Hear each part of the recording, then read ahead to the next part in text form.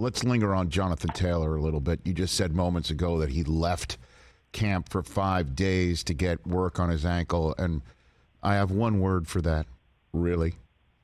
I mean, really. Why does he have to leave camp for that? This just looks like there's one large fig leaf in the shape of a horseshoe here. And the question is what are we covering? What is happening with this situation that doesn't appear to be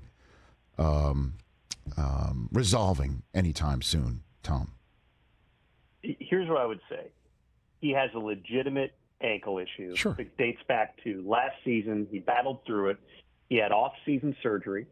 There are, and I will choose my words carefully here, certain types of treatments that you may have to go a certain place to get. Mm-hmm. And I'm not saying that's what Jonathan Taylor did, but that would be a logical explanation for being out of state and out of sight 4 or 5 days and then coming back.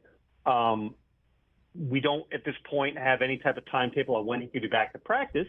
You obviously have to view this through the lens of somebody who wants a top-of-market type of contract, or else he wants to be traded to a team that will give him a top-of-market contract. But let me just jump in. There are not a lot of teams out there right now that want to trade significant capital and give a running back $15 million a year. Well, let me just jump in here then and say, Tom, even if you weren't coming off of an ankle injury. Sure. Let me just jump in here and say, so if he's getting a procedure on his ankle in the middle of training camp before the beginning of a season, that he's got to go somewhere that you can't get it in Colts training camp, how does that help his case to want more money right now or a trade to somebody else that's going to give capital and then the contract that he wants? You know what I mean? Like, I don't get it. Like, either he's hurt or is this a way to show you can't non-football injury me. You can't put me on that list and not pay me. You know, if that's what you're attempting to do, I'll show you what a football injury looks like.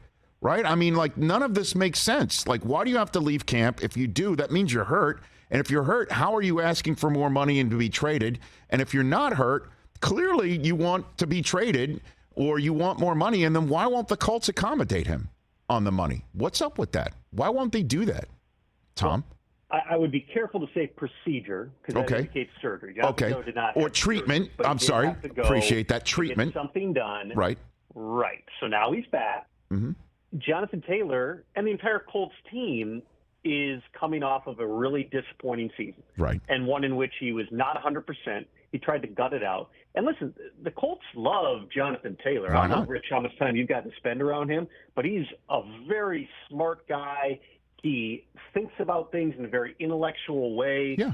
He was and still can be a central part of what the Colts do, just because he's one of those community pillar types of guys, which is why it's so surprising that things have kind of twisted in a certain direction here. But the running back market is what it is. There's not any running back out there. I mean, Dalvin Cook, who granted is an older player, he's got more carries on his body, but Dalvin Cook's been to 4 straight Pro Bowls and was healthy last year and has run for over 1,000 yards 4 consecutive seasons.